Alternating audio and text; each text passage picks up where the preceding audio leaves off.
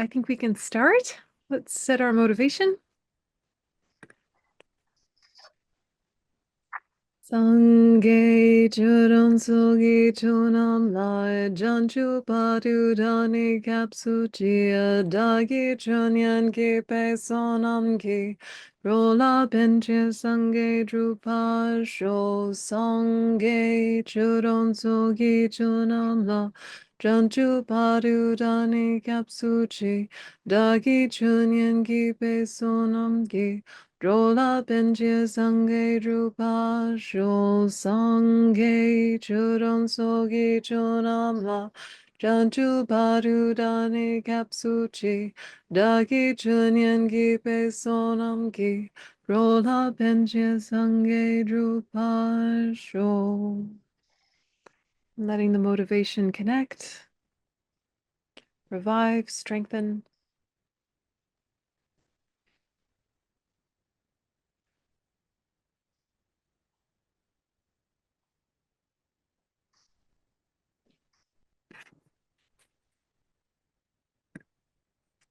Okay, welcome everyone. Today we're in the session where we will transition from relative bodhicitta to ultimate bodhicitta. So from basically method to basically wisdom, but all with the Mahayana motivation.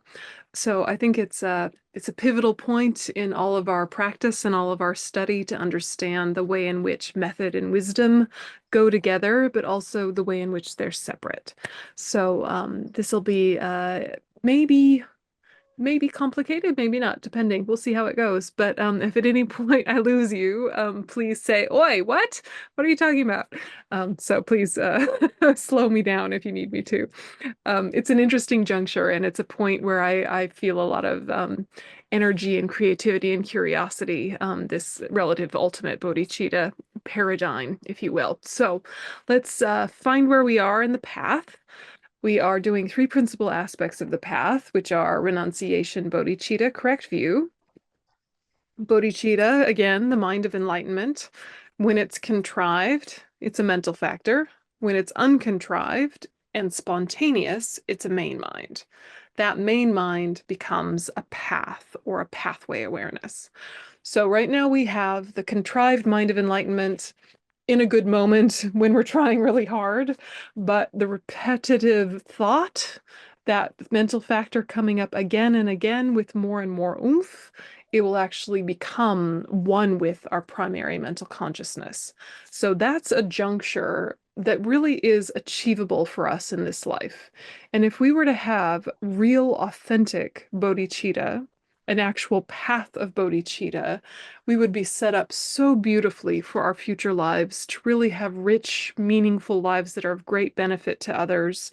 Even though we're not even close to being a Buddha yet, if we had bodhicitta, we would really be cooking with gas.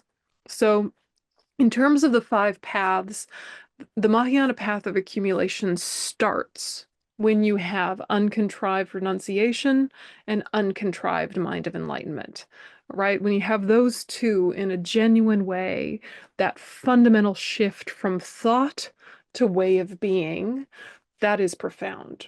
So we're on our way, but it requires, understanding and then belief and then repetition of belief from a lot of different angles for it actually to take hold. So a bodhisattva is someone who has achieved that first path and beyond, a being with uncontrived bodhicitta.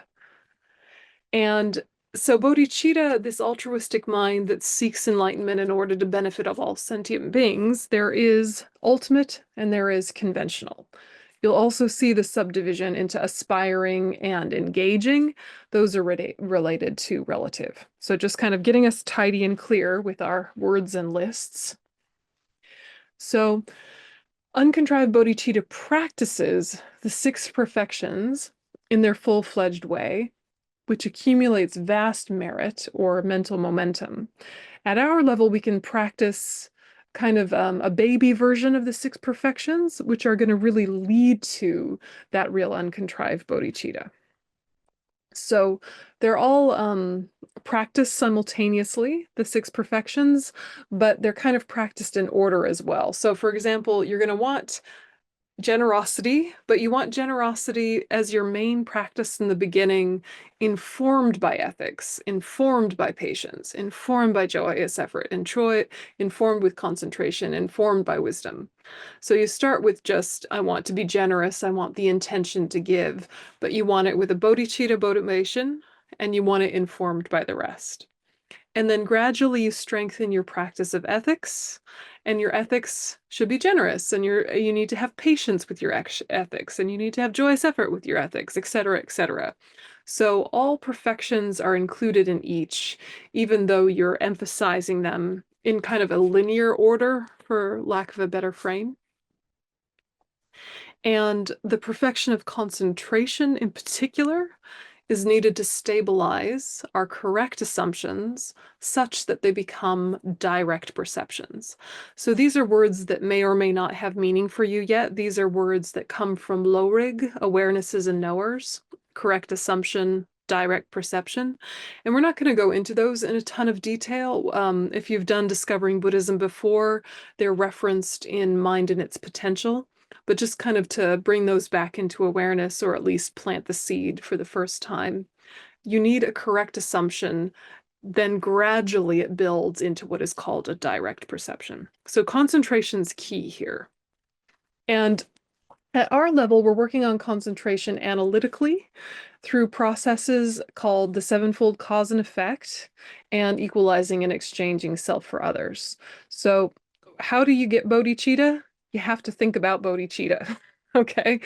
All forms of bodhicitta are going to be informed by equanimity. And then here we have recognizing all sentient beings as having been one's mother, remembering their kindness, wishing to repay their kindness, loving kindness, compassion, highest intention leads to bodhicitta. That's one method for thinking in a very concentrated analytical way that's going to get you closer to bodhicitta. The other is equalizing and exchanging, which is more of a logic catalyst. Again, you have a foundation of equanimity. You're recognizing all sentient beings as being equal in wanting happiness, not wanting suffering, right? All sentient beings are the same in this. Whether they're successful or not, whether it's skillful or not, is another question. They're all equal in having innate ignorance and kleshas, or disturbing emotions. They're all equal in having Buddha nature or Buddha potential. They're all equal in having clear and knowing consciousness. And then you move on to the logic of numbers, that we are one and others are many. So having the most attention being on just this one sentient being is out of proportion. So we shift the ratio of attention to something more logical, which is being others focused. Then we think of the disadvantages of self-cherishing, the advantages of cherishing others. You decide to exchange self-cherishing for cherishing others, and then you do it through Tonglen, which leads to bodhicitta. Okay, so if you're on board with bodhicitta, there are just things to know about the actual mechanisms that make it stick. Because I think we've all had the experience of believing in something, liking something, and it just won't take hold. Yeah, you're already convinced, you're on board, you think it's a great thing, and then you're living your life and you're mad at people and they aggravate you and you find them exasperating and you lose your cool and you say things you don't mean, and then you get home at the end of the day and think, where was my bodhicitta? I already believed. Even if I didn't believe, I liked patience. I believed in patience. If not patience, I believed in politeness, right? Wherever you're starting from, right? So belief is not enough to change behavior. Otherwise, our behavior would be changed. And I think that it's helpful to recognize this as a universal experience, that just believing something is not enough to change. So what are the mechanisms? What are the actual procedures, or I don't know, tools that I need to use if I'm going to fundamentally be different? My whole being to be my belief system.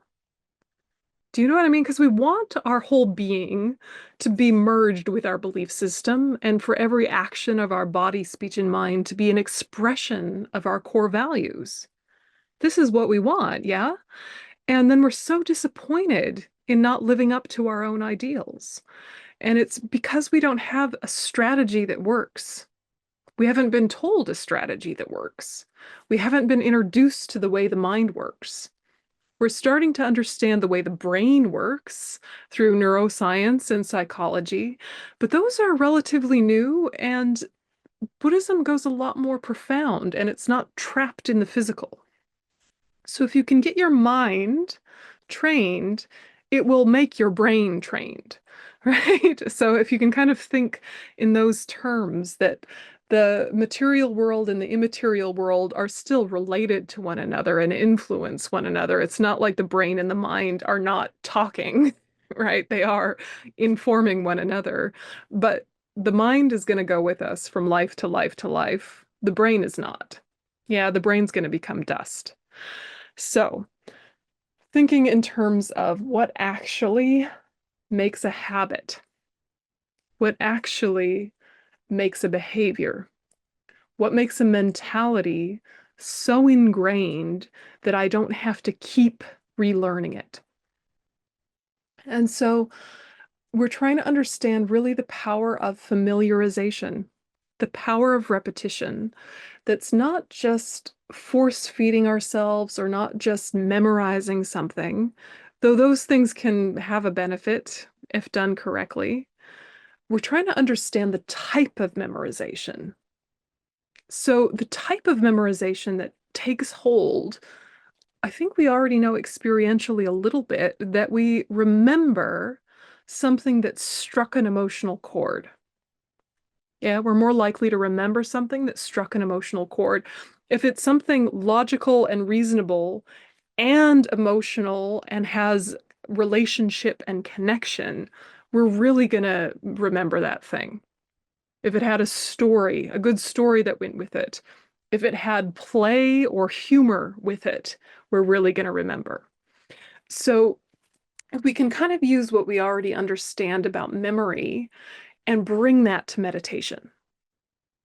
Yeah, because then when you're meditating, you're remembering on purpose in a systematized way that's effective for lasting change. You're reconditioning yourself.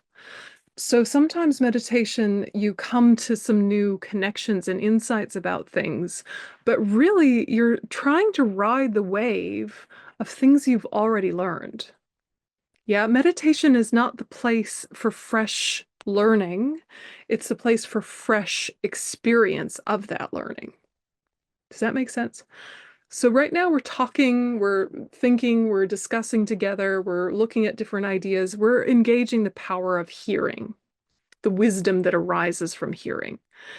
And then we're also trying to help each other with the wisdom that arises from reflection, which traditionally would be done in a debate format or is done in analytical meditation. And then you get to the wisdom of meditation, which is deeper analytical meditation as well as single pointed concentration. Yeah, so there's this flow on effect of hearing, contemplating, meditating.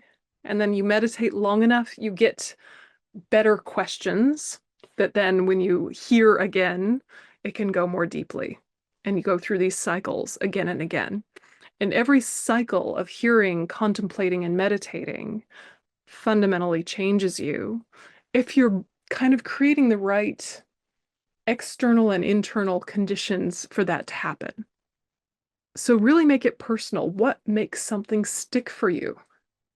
Yeah, if you heard the bodhichitta 10 years, 20 years, 40 years, 50 years ago, and you thought that is a beautiful idea to develop my mind to its utmost extent, and from that place be of greatest benefit to others. I love that idea. That's so beautiful. And then the years go by and you still like it, you still find it inspiring, but it hasn't taken hold. It hasn't become one with all of your other thoughts. Doesn't mean there's anything wrong with you. It means that the mechanisms to create that haven't been engaged. So the mind will do what it's trained to do, but you have to train it. So, analytical meditation is one of the key strategies. And when we're talking about first relative bodhicitta, we need to get used to analyzing in precise ways so that then when we go to wisdom and ultimate bodhicitta, it's got the best chance of actually cutting the root of samsara. So, we need to get good at analysis when it's not as intellectually hard. Because when we get to wisdom meditations, they are intellectually a little bit hair splitting. And you need to have that flexibility of mind that can play with ideas related to reality. So, those two that I mentioned, the one that's a gratitude catalyst and the one that's a logic catalyst, those are the two traditional ways of engaging with bodhicitta, but they're not the only ways. They're just ways that have historically worked. So I'm guessing most of you have seen the sevenfold cause and effect at some point. Is there anyone who's never seen sevenfold cause and effect, that recognizing all sentient beings as having been your mother? Is there anyone new to that particular frame? You've seen it at least once or twice? Yeah. Okay. So when you look at that particular one, the logic of it and the kind of emotional component to it is probably fairly clear, but I'm just curious when I pop it back up on the screen, of all of the stages of that, are there any that you get stuck on? So you start with equanimity, okay, so unbiased goodwill for all sentient beings. Then you recognize all sentient beings having been one's mother. Does those two work? Any questions about the foundation or number one? What do you say to yourself? How do you bring up a kind of a reaction to that thought? How do you recognize all sentient beings? Yeah, Jay, go ahead.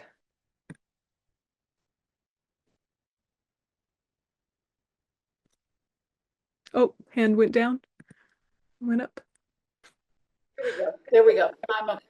All right. Yeah, go ahead, and then I'm Thomas. just going to say I struggle with, because of my own mother, right? I Yeah. struggle with seeing everybody as my mother. The traditional Western thing. I know I'm not the first cowpoke off with this.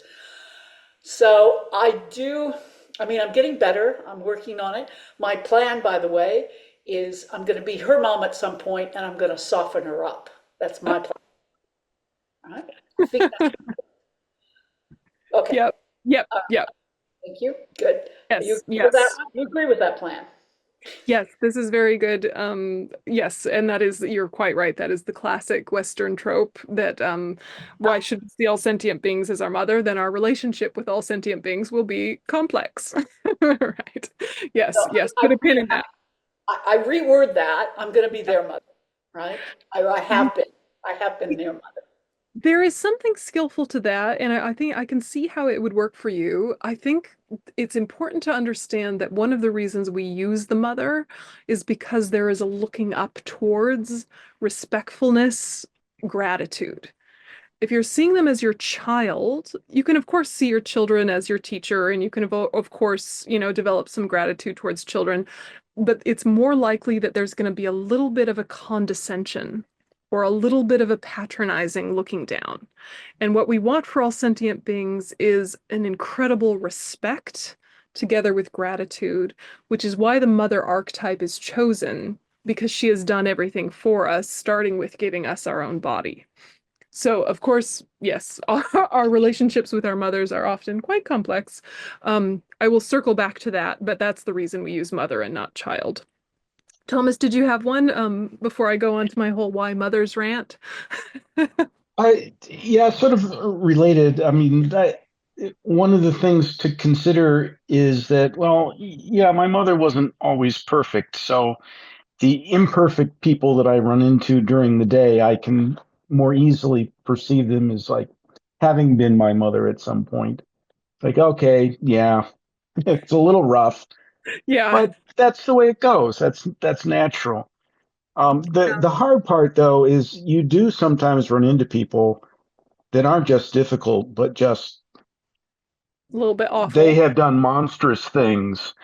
And to perceive them in the same light is very, very challenging. Absolutely. Yeah, absolutely. These are the things to bring up in our meditation, right? Is yes, but yes, why? Yes, how? Or am I even at yes? This is what we want to do. We want to stir the pot because we get the premise, but then we have a resistance that comes up, and that resistance is the gateway to some sort of next level depth with it. So it's really good that we're trying to tease out, like, where is the doubt? Where is the resistance? Yeah, T, go ahead. Yes, Venerable. Question. I have heard this before in some ways about seeing everyone, as my mother. And in one of my prayers, I pray like as everyone is my mother and father is how I was saying it. But I see that as a reminder of oneness. Mm. But I was wondering if you could put it up one more time. I wanted to write it down because I've never seen it written. I have just heard different like lamas and roshis speak of it, but but I wanted to have it for myself to kind of have that to contemplate. And one last thing is when you say the foundation is equanimity, is Yeah. it that we are to work to start from that neutral place? And from that place build into that more higher state of the loving emotions, the compassion, and seeing all is that kind of where we're going? Because if so, that really resonates with me if I have that right. Yeah, you're hitting the right notes. There's some more like elaboration, but it's going the right direction. Absolutely. The piece with equanimity is that it's not so much neutral as it is unbiased.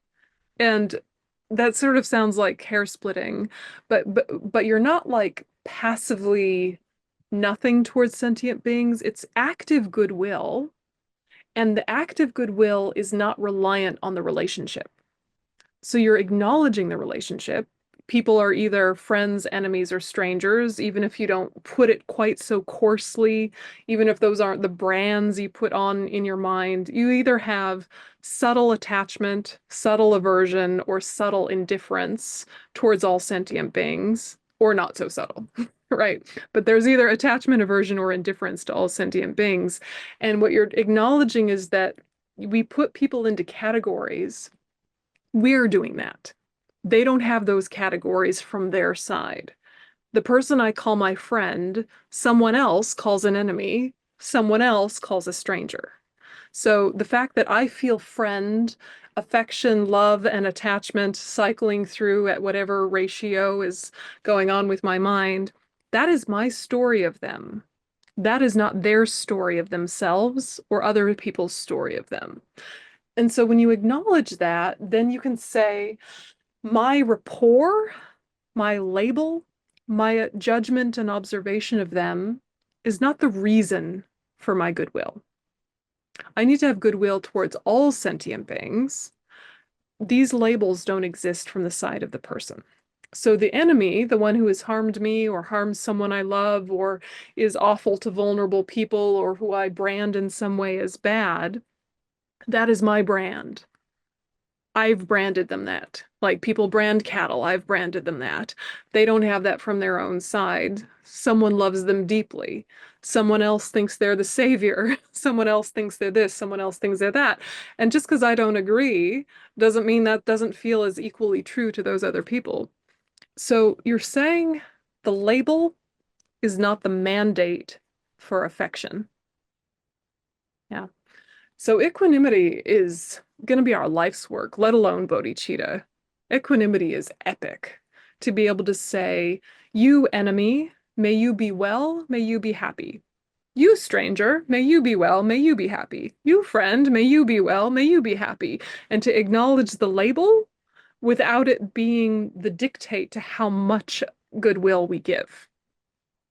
So if you can kind of even it out, if you can get a balanced mind, the balanced mind isn't necessarily a neutral mind in terms of immeasurable equanimity.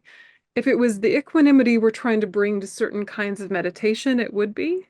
But we're talking about actually some warmth, some little bits of affection together with this equanimity. So the way I often describe it is like your favorite colors. you're trying to make all the colors your favorite color. You're not trying to make all colors beige. Yeah. Right. So you're saying like I like green and I like blue. Green is not blue. I mean, sort of, but it's not, right? Red is not blue. I like red, I like blue, but they're not the same color. I'm not trying to make red beige and blue beige. They're different colors, but I can like them both. It's a liking of something much deeper than the surface personality, the surface habits, the surface afflictions.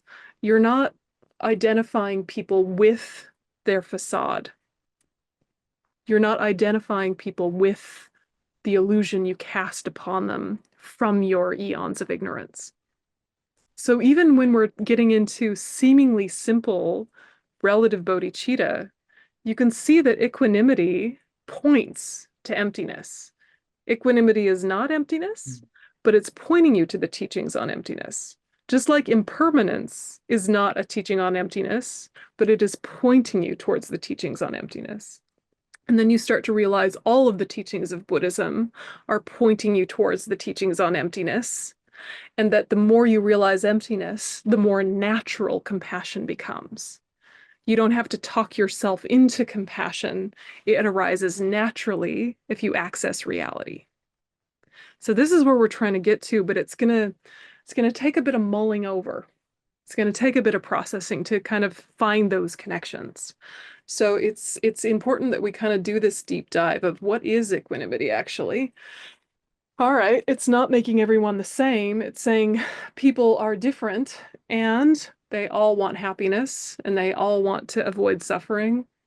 May they have that happiness. May they be free from that suffering. Yeah, Heather. So is it that I'm trying to like all of the colors the same, or is it that I'm want to have the wish for all of the colors to be happy and free from suffering in the same way? Because that feels a little Weird. different. Yeah, it's like you can see the benefit of each color and you can see the disadvantage of each color, and whether it's beneficial or disadvantageous, nevertheless, may I engage? Yeah. Yeah. So you Yeah. don't necessarily, to say liking is maybe too far, but to say you can see the benefit and disadvantage of each, and you can see how your preference of one color over the other is coming from you, not coming from it. Yeah. Okay. Okay. You know? Yeah. And that, you might hate brown because you have an association with boring clothes you were forced into as a child, but that doesn't mean brown is bad. Some people are like, Sure. earth tones, yay, whatever. Like whatever is going to work in terms of the analogy. But you're trying to get to that feeling of your heart doesn't shut down towards some or chase others. It's kind of just my heart is open and I still have my surface opinions and my surface reactions, which might have a conventional benefit, and I don't need to overthink that. But my Right. heart is open regardless. So Yeah. somehow being able to say, oh, that person is awful and I do not like them. May you be well, may you be Yeah. happy. Yeah. Yeah. I can do that Yeah. as long as I can still think they're awful. Right? You can still think they're awful, but it's kind of like you're better able to name they are awful because of afflictions and suffering, and that is actually not them or their essential nature. But I Right. have to talk Yeah. over I'm the sorry. top of my observation. Yeah. Yeah. And I say that half jokingly because I continue to struggle with separating out bodhicitta from my staggering codependence. Yes. A classic tale. So yeah. And sometimes there's I need no, that's not but that could be a subject for a different. Well, it's somehow realizing that every sentient being has a benefit to our path, even if they have absolutely no intention to be beneficial. Right? In fact, the ones that actively wish us harm might wind up being the most useful ones, even though that was not their plan, and we don't want to give them credit for that, right? But nevertheless, right? Like if not for difficult person A, there would not be growth A, whatever. So it's somehow it's like taking the trigger away. It's taking the agitation response away. It's not taking the observation away, but it's actually making the observation go more deeply of that is a problematic behavior. I see it. I don't like it. That is a symptom of the very ignorance, suffering, and afflictions that I too have. Mine just look different. And Right. then here's my friend over here who I forgive anything and I'm codependent towards, and I do all of this about because they do this, this, and this for me, or they care about this, this, and this about me. And they have all sorts of problematic behaviors that I just choose to ignore because I like these other bits, Right. whatever, and the way we cherry pick our observations. Yeah, no. That's super helpful. Thank you. Yeah, thank you for that. Yeah, Jennifer, go ahead.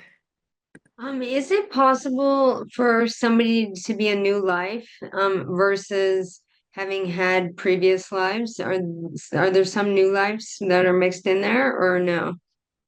Everybody is the same age, but that doesn't mean they've been human the same amount of times, if that helps.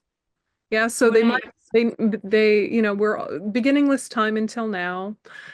We have all existed from beginningless time. Minds have existed from beginningless time, and ignorance has existed from beginningless time, and Buddha nature has existed from beginningless time. And the way in which all of that has resulted in us bumping into each other and reinforcing dualism is kind of a complicated and interesting conversation that you can delve into when you get to the 12 links category.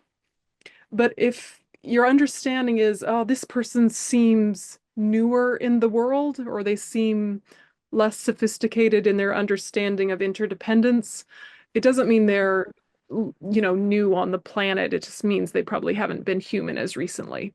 So they've lost a lot of their lessons, or they've lost a lot of wisdom, or they've never come across conditions for certain types of wisdom to take hold.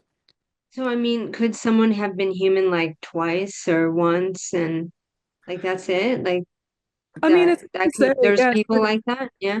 there might be. Yeah, there might be. And I Okay. mean, we've all been like dung beetles so many times, right? Oh, Right. okay. It's not like growth is linear and tidy. We could be human for 10 lifetimes in a row and consumed with greed and hatred and anger, and then just wind up in the hell realms for eons, exhaust all of Yeah. that negative karma, bounce out, go here, go there. It's not tidy. Yeah, it's not at So all it's not tidy. like we necessarily have had like 200,000 past lives, major macho. It's like not necessarily all like that. Had a So, lot of duds. Yeah, we've had a lot of duds. okay. Yeah. Okay. Cool. Yep. Yeah, pros and cons to that. But I guess if you're just thinking, what is the legacy I want to leave myself? I know I say this a lot, but you're really thinking in terms of what habits do I want my future life to have? Okay. My future life, just my tomorrow self, or the next body I'm in, the next realm I'm in, regardless, what do I want to leave my future? So, what are the habits you have now that are beautiful and worthwhile and need to be deepened but are excellent and you're going in the right direction? You got plenty. And then there are ones that are really problematic and have been doing you a disservice and have been obstacles to your path. And you don't really want to keep doing that, right? And we will. It's not like we're going to just naturally get better with no effort. We have to actively address the problematic components of our thinking, isolate them, and start to really defeat them. But, the very place where the problem is the very place where the solution is. These are all from the mind. They all get destroyed by the mind, right? Samsara and nirvana are all from the mind. So if we can overcome that innate ignorance, we can cut uncontrolled cyclic existence. And that is where we're moving towards when we look at wisdom. Yeah. So all of that we want to be powered by bodhicitta so that we have that like no man left behind mentality, so we really think whatever progress I do, may it be of direct benefit to others, not just myself. I don't want to just get out of suffering. I want to develop in such a way that I can actively benefit others all the way along the way, and even more powerfully once I'm a Buddha. Yeah. So Equanimity requires some mulling over. I mean, my own teacher used to say, if you do no other analytical meditation in your life, do equanimity 5 minutes every day. It'll change your life. Yeah, my good old Tibetan Lama in his late 80s. I mean, traditional as anything. He was like, if you're going to pick one to do every day forever, equanimity for 5 minutes every day, it's going to change your life. So really thinking about, how did I create these labels, friend, enemy, and stranger? How self-centered they are, how self-cherishing they are, how self-referent they are, how objectifying I am of others. Oh, you're nice to me, so I like you. You're not nice to me, I don't like you. How basic, how superficial, how immature we are. That is universal. That is poignant. And it is unfortunate, right?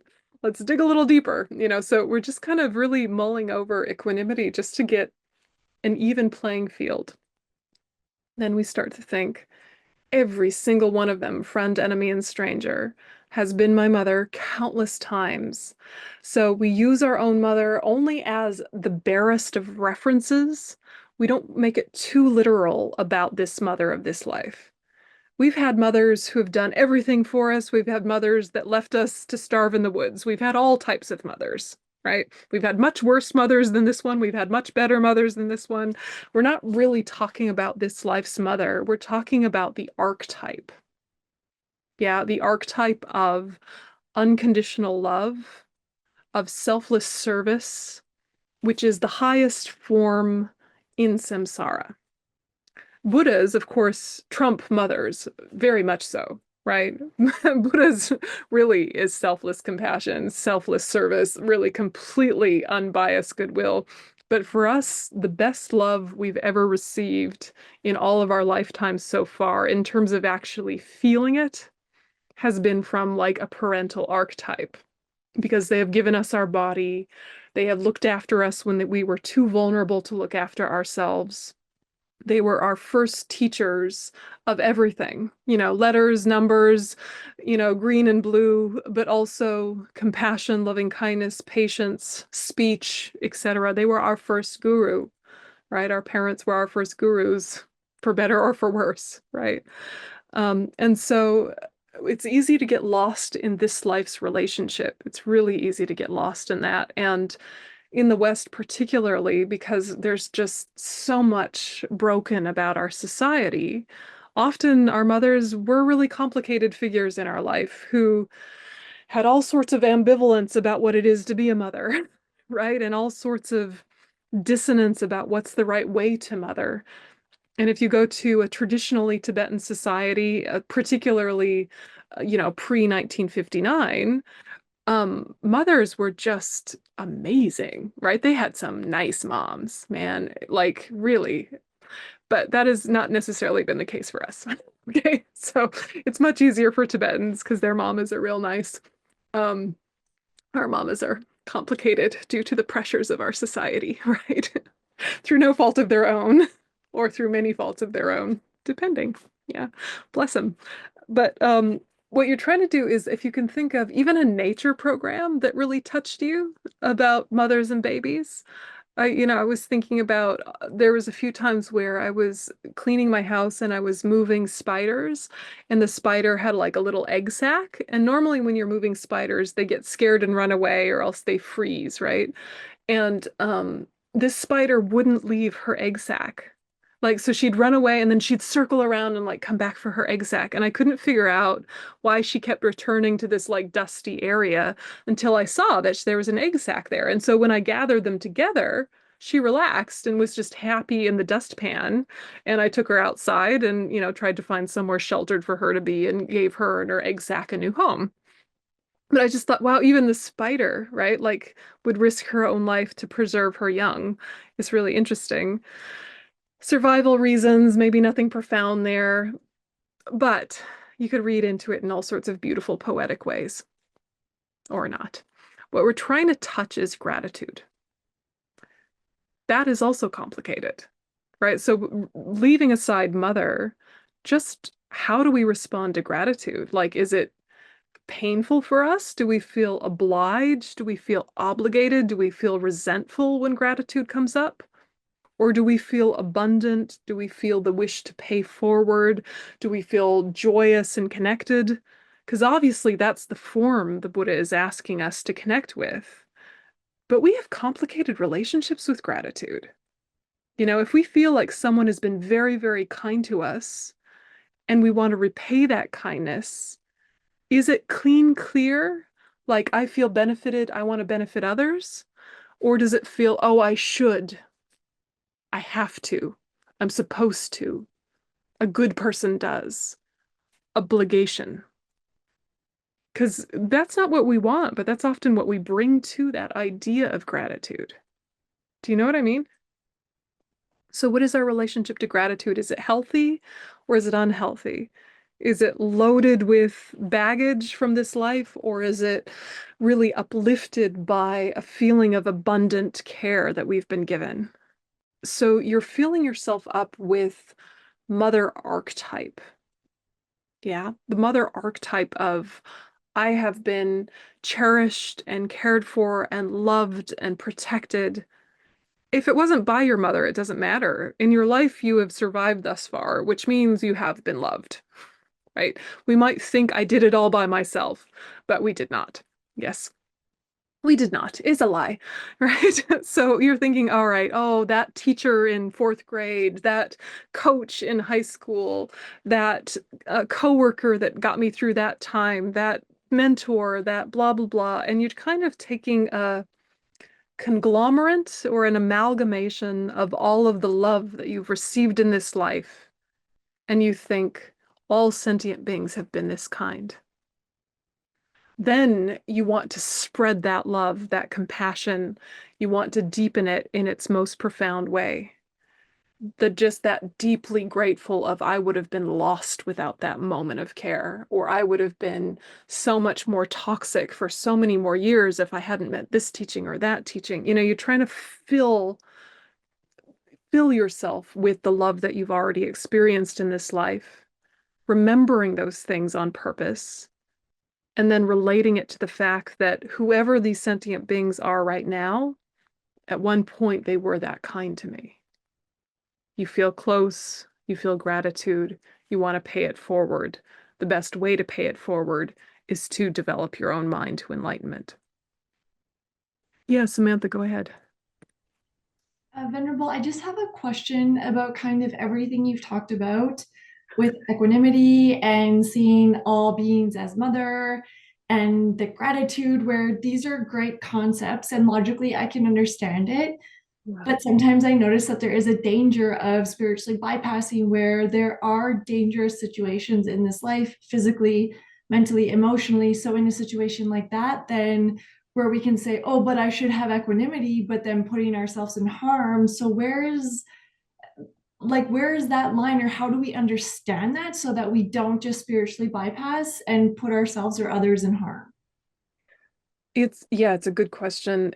It really is a difference between a very deep and sophisticated mentality and very practical common sense behavior. So you keep your common sense behavior of, fire burns you, don't touch it. Harmful people do this, this, and this. If someone is doing this, this, and this, they might be a harmful person. You're not like rewriting your knowledge of humanity. What you're doing is you're rewriting your emotional landscape so that you're not agitated. So, from a place of peace, you can make very quick movements, decisions, choices, safeguards. From an agitated mind, you will do the most animal instinct, which is sometimes successful for survival, but is not necessarily successful for growth. So you want both growth and survival. Yeah. So it's not talking over the top of your common sense, it's informing your common sense with deeper development. So, you keep what you've already learned, but you're thinking, okay, equanimity means unbiased goodwill. It does not mean uniform behavior. Even, if you can think of some of your teachers in your life, or I think about how my own teacher does not speak to all of his students the same, but he has equanimity, I think. You know, based on my own observations, he seems to have perfect equanimity. Who can say? We can't read someone else's mind, but he seems to. But for me, he is direct and blunt and teases. For someone else, he's sweet and complimentary and soft. For someone else, he's kind of spacious. For someone else, he's very elaborate. He is different for different people based on what they need, but he has a baseline of his heart being equally open. So similarly with difficult people, if we can think, well, my heart is, may you be well, may you be happy, and actually the deepest way to help you have happiness is to prevent you from creating negative karma. So if you're going to hurt me or hurt someone I love or hurt someone who's vulnerable, that is not good for you, let alone them. So I'm gonna stop you from that harm in the best skillful way I know so far, but not out of anger, not out of panic, but out of the deepest possible love. Do you know what I mean? Yeah. Yeah. So, you keep your common sense. You're just informing your common sense with deeper and deeper spaciousness, compassion, wisdom. Yeah. And it's a common mistake that we make, I think, in the Dharma is we come across these beautiful ideas and then we think that means the behavior must be uniform sweetness. And that is not what's being asked of us. Yes, in fact, probably no sweetness whatsoever. Kind, but not sweet. It's very different. Because it also means if people don't respond well, it's okay. And that's kind of, speaking to Heather's issue about the codependence, right? Is that I love you too much for this to be transactional. I love you too much to be desperate for this or for that reaction. I'm going to go to my deepest love and compassion, which might be things you don't immediately like. I mean, my cat wants to eat rubber bands, right? I'm not going to let her eat rubber bands. She's going to be mad at me for not letting her eat rubber bands, but I'm not going to let her. If I did, it would make her happy for a minute because she got what she wanted, but then she'd be sick, right? Like it's basic, but we wouldn't be silly in a situation like that with an animal. We just make a practical choice. Be like, look, I know you want to eat the rubber band, but it's not good for you. I'm taking it. Yeah, and I know you're going to bite me and you're going to be mad at me, but I don't care. I love you too much to let you eat this rubber band. Yeah, we're not so far gone that we'd be like, oh, if it's what you really want, dear cat, please, please have intestinal distress and cost me lots of vet bills, right? We're not silly. But for human beings, we get that way, right? Of, I don't want you to be mad at me, so I'm not going to put up a healthy boundary. You have to be so compassionate that you think, even if you're mad at me, I'm going to hold this boundary because it's for your benefit as much as mine. I'm not going to let you hurt yourself. I'm not going to let you hurt me because that hurts you too. I'm not going to allow certain behaviors. It's like being a very mature parent, right? Yeah. But if we can think in terms of the mother archetype once again, like imagine, and some of us know this all too well, imagine your mother has dementia, right? But she was a perfect mother when she was 35, 45. She was perfect, right? She helped you learn about life. She gave you the best instruction and context. She did everything, worldly. She did everything profound. She gave you exposure and access to all the ideas that you could possibly need. You were fed and watered and loved and all the things. But now she has dementia and she's swearing at you and she's throwing things and she's being awful to the nurses. You remember her kindness from all of those years. And of course, it is distressing to see this other aspect, but you're not going to give up on her because you know she's sick, right? This is how to see sentient beings as mother also, is that sometimes our mothers are sick, but they were so kind to us, and we're not going to forget that kindness, even if right now they are being destructive.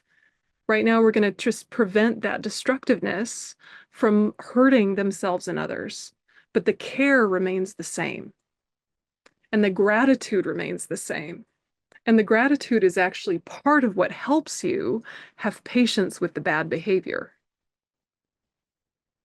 So you can think all sentient beings have been my mother. Right now, some of my mothers have dementia, right? Maybe more than I expected, right?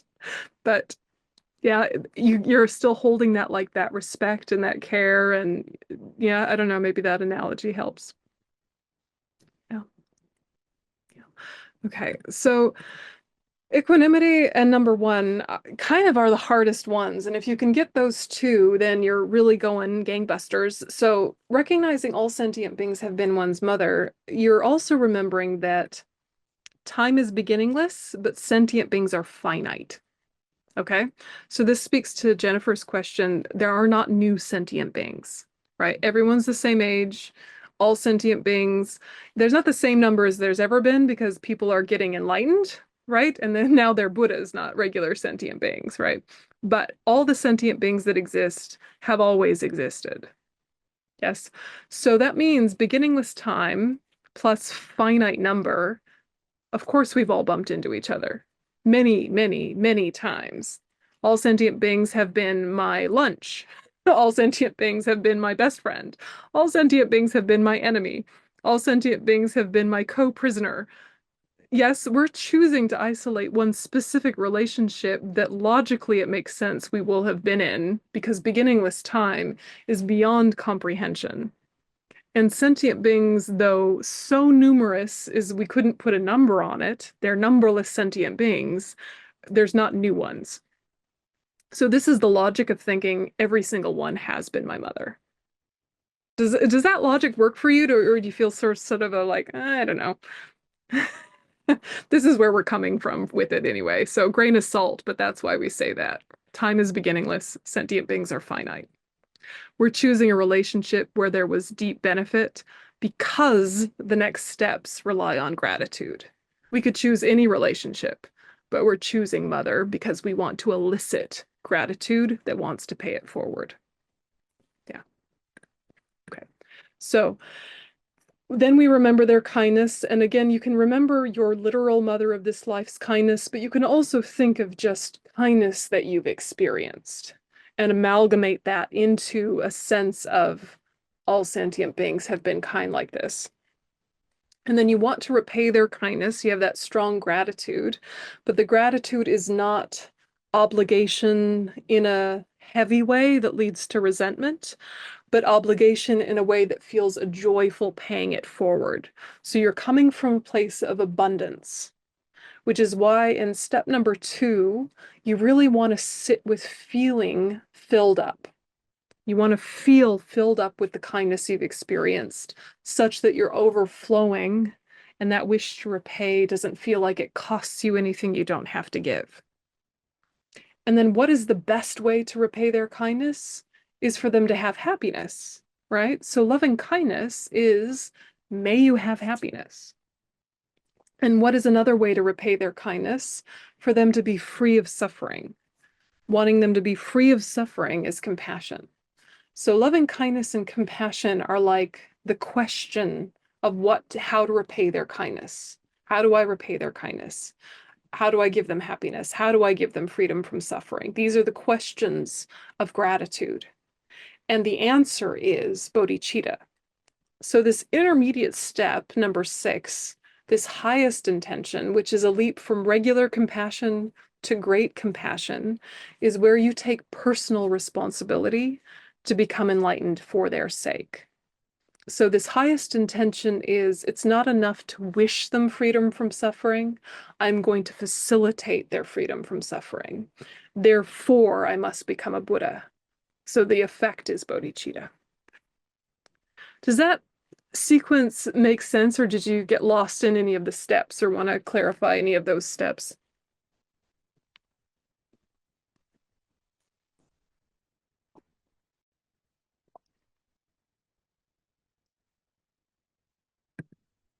Does that make sense? Yeah. Yeah, William, go ahead. Unmute. I fully subscribe to everything you're saying, and I do not discount meditating on it one bit. But on the other hand, I felt it was a disclaimer. it really seems, and I think there's a lot of scientific evidence to show that if you want to imprint something like being compassionate on people, the best way to do that is to allow them or enable them to be compassionate to others. And once you start into that mindset, it becomes easier and easier and easier and easier to do it. Yeah. So it could be argued then that actually doing something, is going to have much more of a profound effect than meditating on it. Can you argue with me on that one? Well, I guess what makes you act? Yeah. What gets you off your butt into that doing? Wanting to help people. Yeah. And so wanting to help people is universal in your logic and this one. The difference is that the wanting to help people could be immediate samsara's symptoms relief. I want to take the edge off. I want to help them get through the day. I want to give them what they need to kind of have a happier life, all of which is beautiful and good.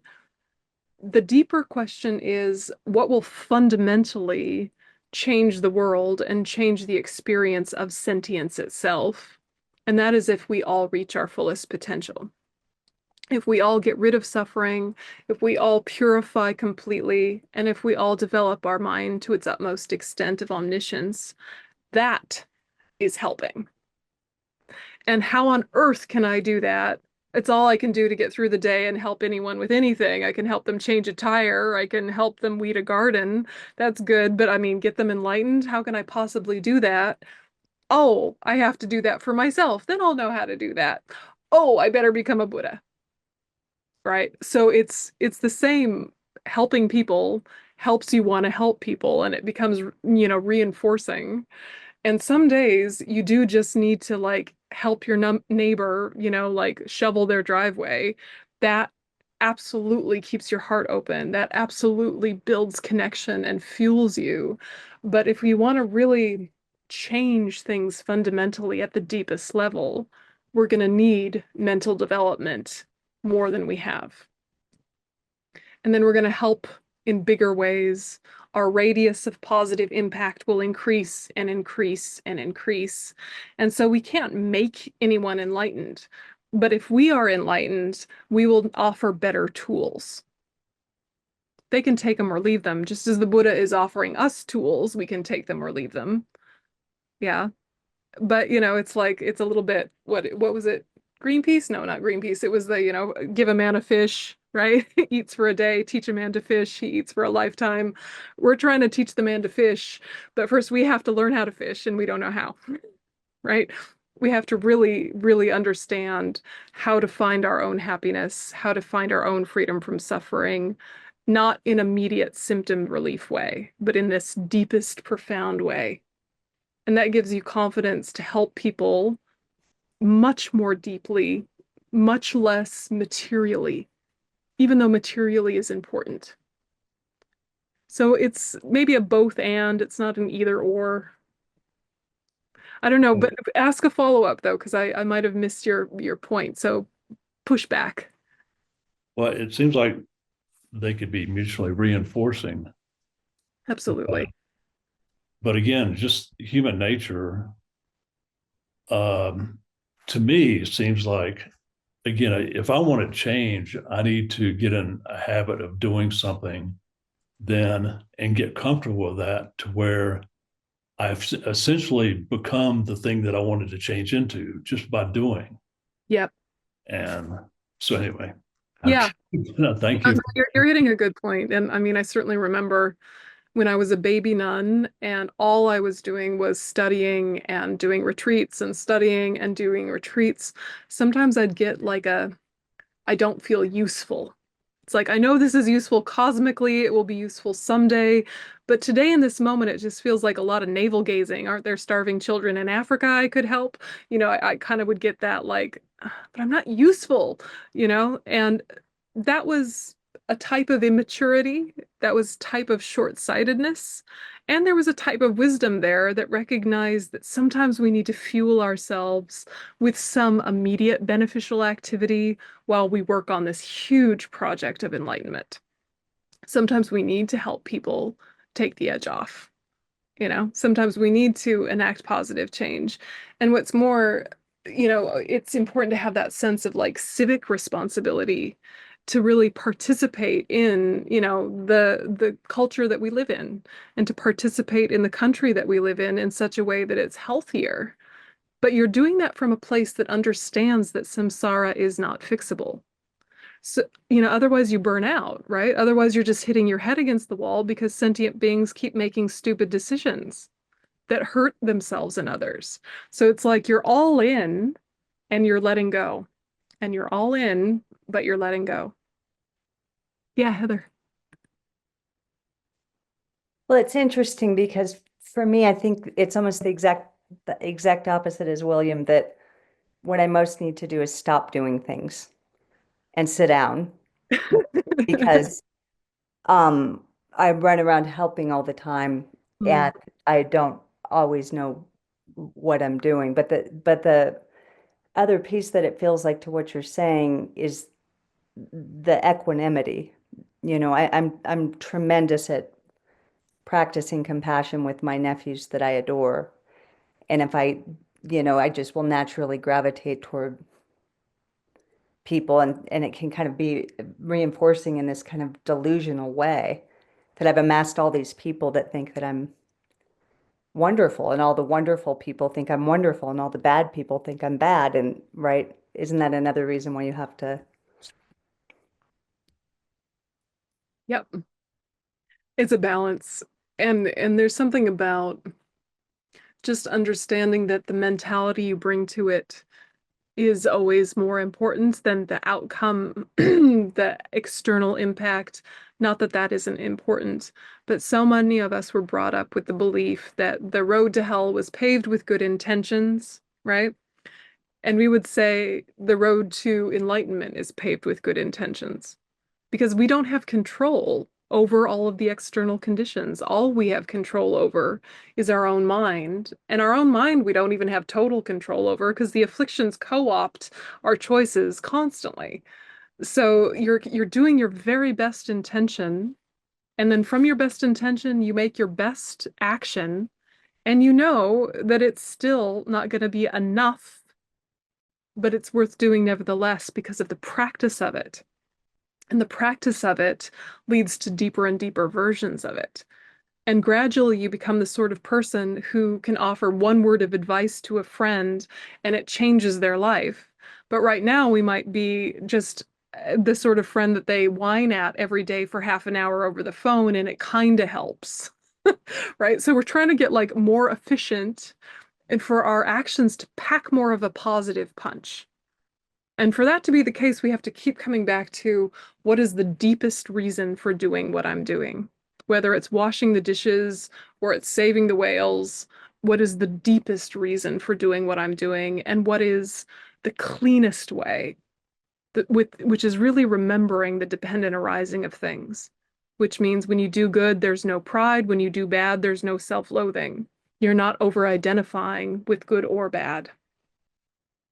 So from that place, you do what makes sense given the life and the details of your life and the relationships in your life. You do your best, but you're not getting lost in the minutia of the everyday, even as you're deeply engaged with the everyday.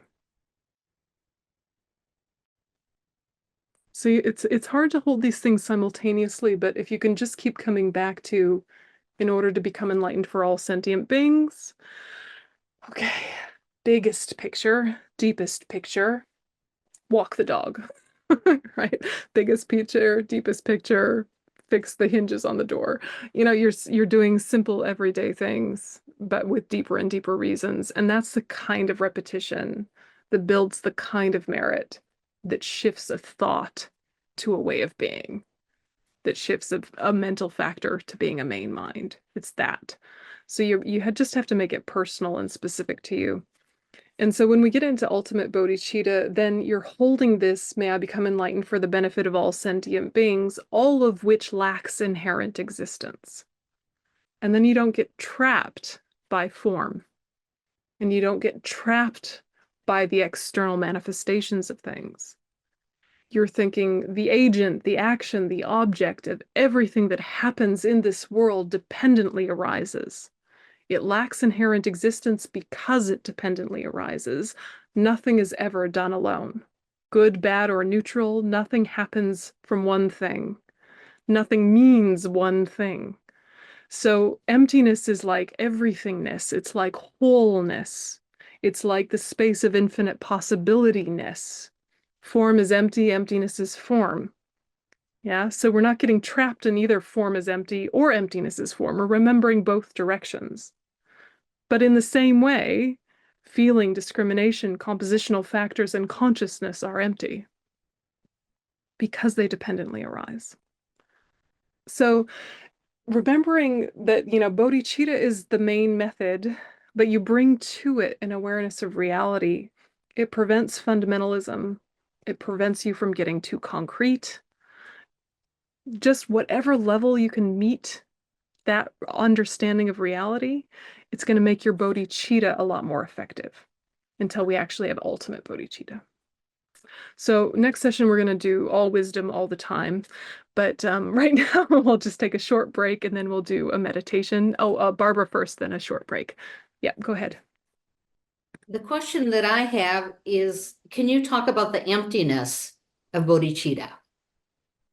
That bodhicitta lacks inherent existence because it dependently arises. That? Yes. Yes. Help me make sense of that, please. Well, it sounds like, emptiness sounds like nothingness, right? We just have to keep reminding ourselves that's not what it means. Emptiness doesn't mean nothingness. It's a non-affirming negation. It's not implying a vacuum in its place, right? So you have to talk about emptiness in reference to something. Ultimate truth, the emptiness of inherent existence. Relative truth, the deceptive appearances we're used to. They're not two different kinds of truth. They're truths for two different kinds of minds, right? So when we hear the two truths, we have to hear true for who? Relative truth is true for a worldly mind.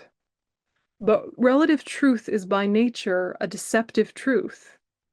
It's the appearances of inherent existence. We're seeing life, we're seeing reality through the filter of these projections. So it's not accurate, right? Things appear truly existent, they lack inherent existence. Ultimate truth is true for an Arya being. Ultimate truth is true for someone who has realized emptiness directly. Yeah.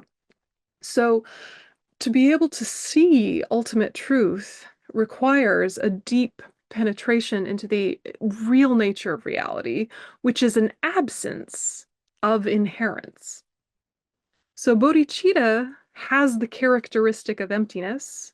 You have the characteristic of emptiness. The computer has the characteristic of emptiness, and also other characteristics as well, right? It's on the list of the characteristics a thing has. One of the characteristics every single phenomena has is emptiness, but it's emptiness of inherent existence. It's not saying it's non-existent. So bodhicitta lacks inherent existence because it dependently arises in dependence upon, like the series of thoughts we've just been talking about. How do we have emptiness? How do we have bodhicitta? We have to realize them in dependence upon this conventional mind that's full of mess, right? From the mud comes the lotus. Yes? So don't worry about the mud. It's going to come in handy. Yes? So the bodhicitta is something that when you're realizing the emptiness of bodhicitta itself, it's not different than realizing the emptiness of anything else. You access emptiness by thinking about interdependence. Yeah, that's the proof for the absence of inherent existence. Yeah. So the word is tricky, and it's not like it's a bad translation in Tibetan. It also means emptiness, but emptiness means something different in the East than it means in the West. Emptiness in the East is much more like the zero possibility from which everything flows forth, like a circle that is whole. Yeah. Not like a void. Yeah. So food for thought, but let's have a Lots of food for thought, but thank you. for that. Thank you. I'll just drop that in right before we go to the bathroom. So have a think about that, and then we'll do a meditation. All right, so see you in 3 minutes. Water in, water out.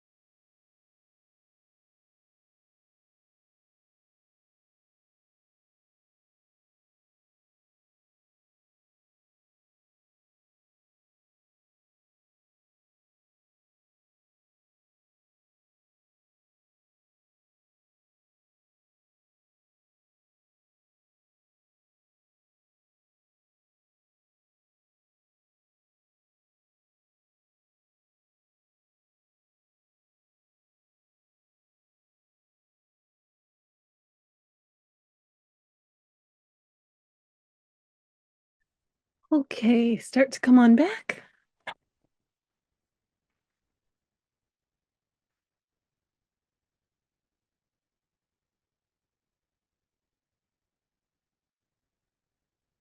All right.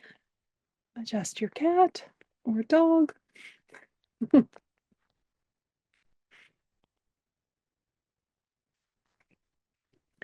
Okay, so we did the sevenfold cause and effect as a discussion, so I thought we'd do the other one as our meditation. They're of course related, but just so we cover both bases. Okay, so get yourself nice, straight back, settling into your space.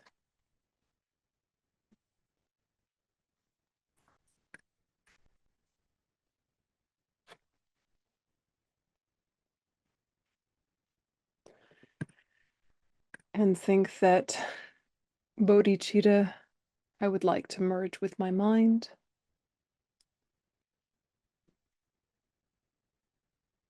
May I be of greatest benefit to all sentient beings.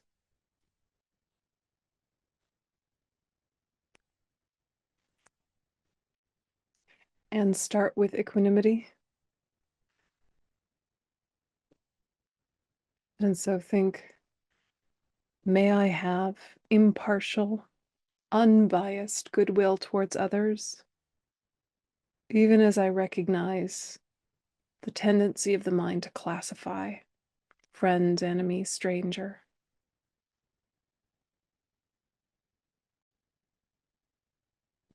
These classifications, these labels, are not the reason for affection, for goodwill, for kindness.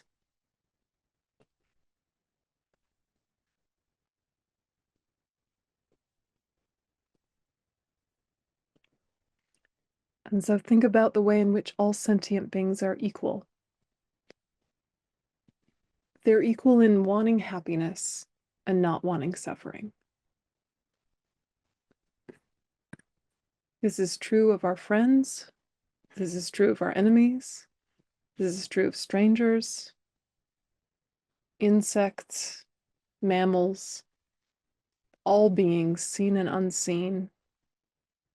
They just want to be happy and content, safe. They want to be free of their suffering. Happiness and suffering might look different. Their reasons, their strategies might look different, but the underlying drive is the same. Just let your mind connect with that for a moment.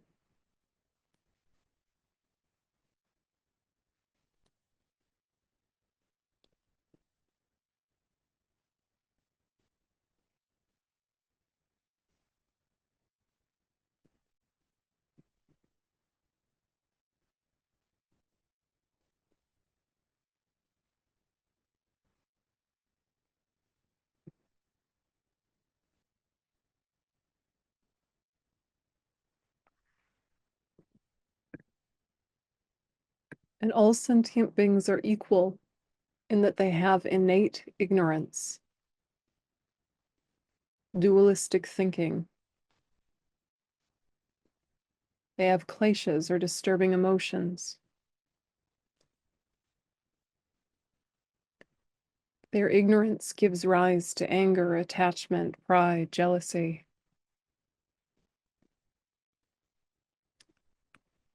And again, it might look different. It might be more or less mitigated.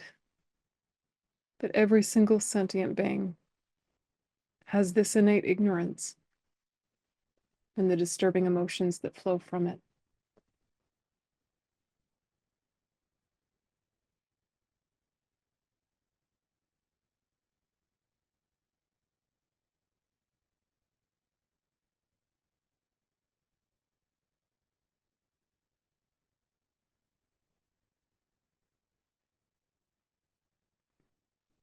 And really let yourself connect with the fact that this is true of the people we love and respect. This is true of the people that we do not like and do not understand. This is true of strangers.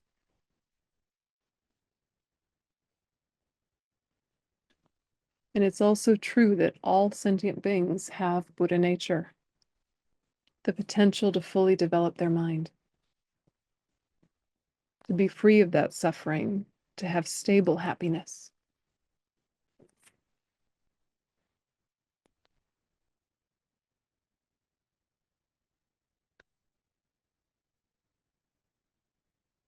To have a fundamental understanding of reality, the way in which everything is interdependent.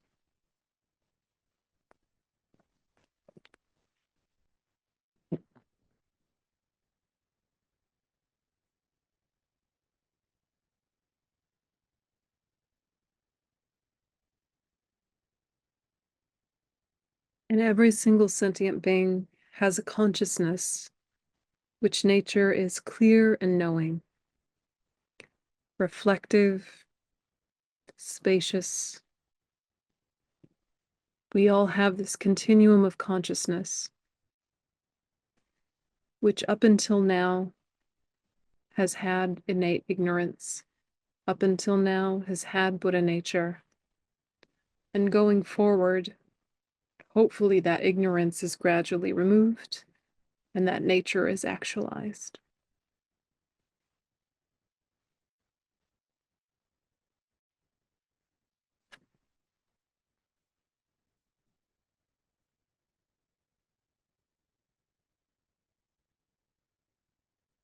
And so, how much time is spent focused on just ourselves, our own needs, our preferences, our grudges, our stories, as opposed to considering the welfare of others in the deepest way? Just let yourself shift the ratio.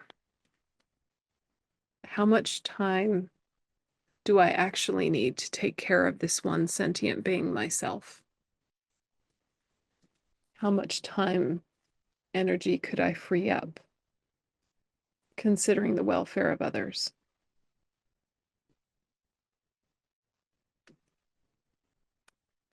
And if I consider the welfare of others, then I circle back to focusing on the self in a healthy way. May this mind develop. May my actions of body, speech, and mind be as deeply healthy and effective as they possibly can be.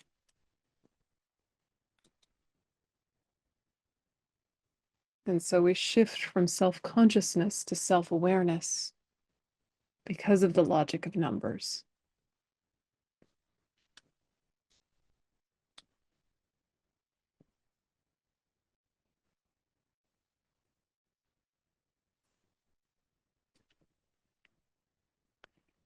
And then we think the disadvantage of self-cherishing, this indifference to others, doing things at the expense of others, normal everyday selfishness, as well as the default way of just putting ourselves central.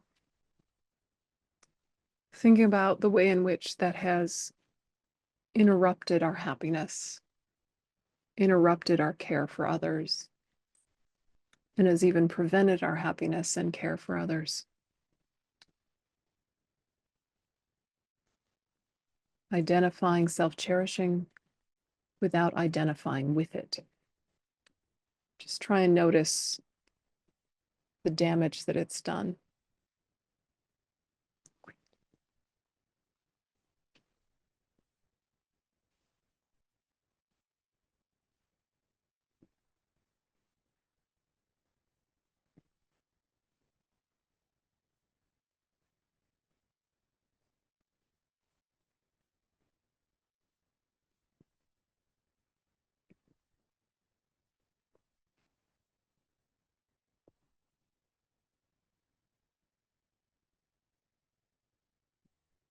And then switch and think the advantages of cherishing others. When we've really thought, for the sake of my friends, of my family, I need to be healthy.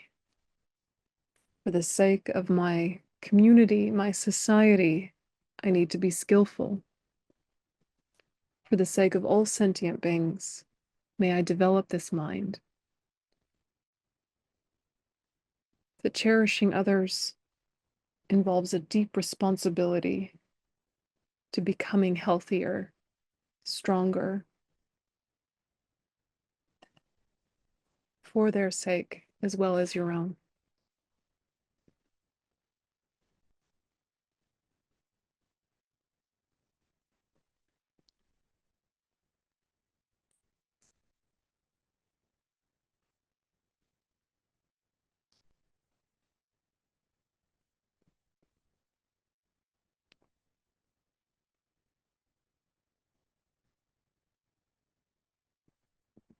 And so see if you can genuinely decide to exchange self-cherishing for cherishing others.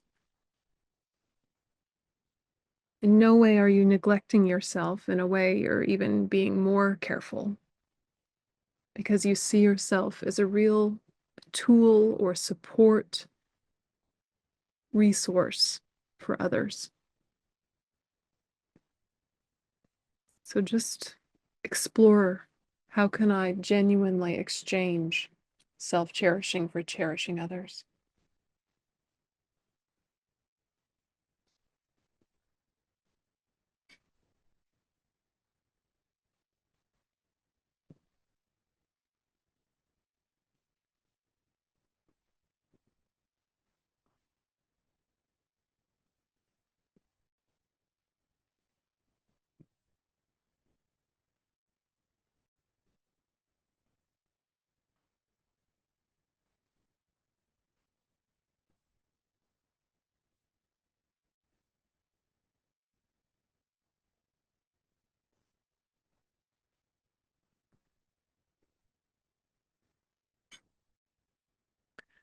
And so let that exchange play out with a very simple Tonglen meditation,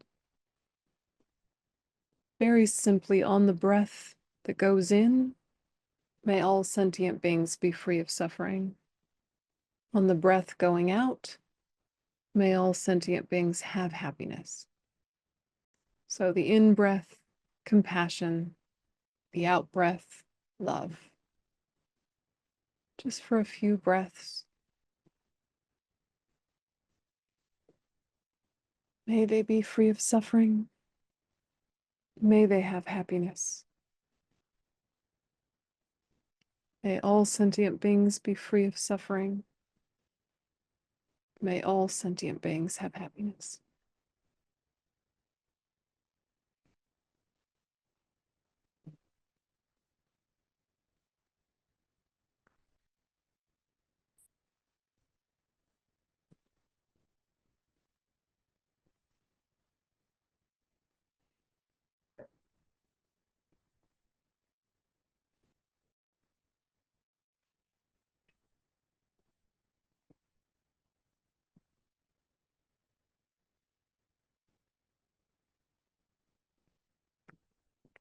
And let that deep compassion and that deep loving kindness resolve into a commitment to become a Buddha for the benefit of all.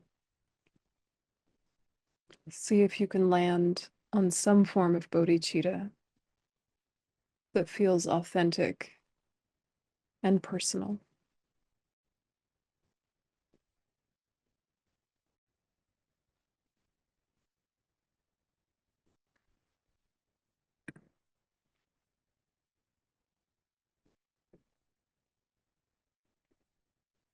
The way to be the best resource is to develop myself.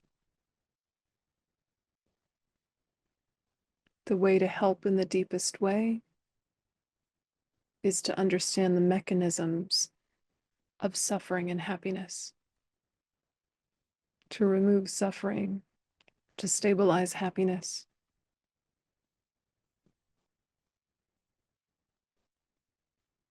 And from that place, I'll be of the best benefit to others. The most skillful.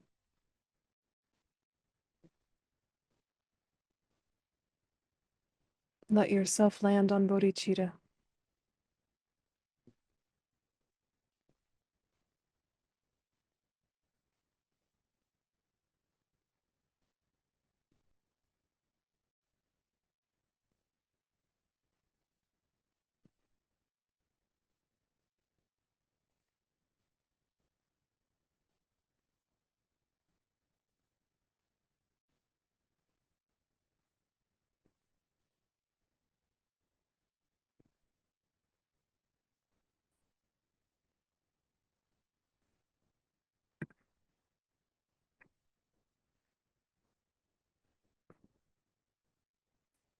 And gradually relax your attention.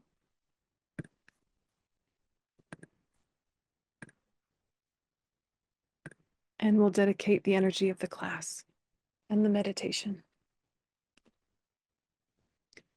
Janchu Simjo Rinpoche, Ma Ke Panam Ke Yuchi, Ke Panam Pa Me Pa Yang, Gone Gondu Pelwa Sho, Tony Dawa Rinpoche, Ma Ke Panam Ke Yuchi, Ke Panam Pa Me Pa Yang, Gone Gondu Pelwa Sho.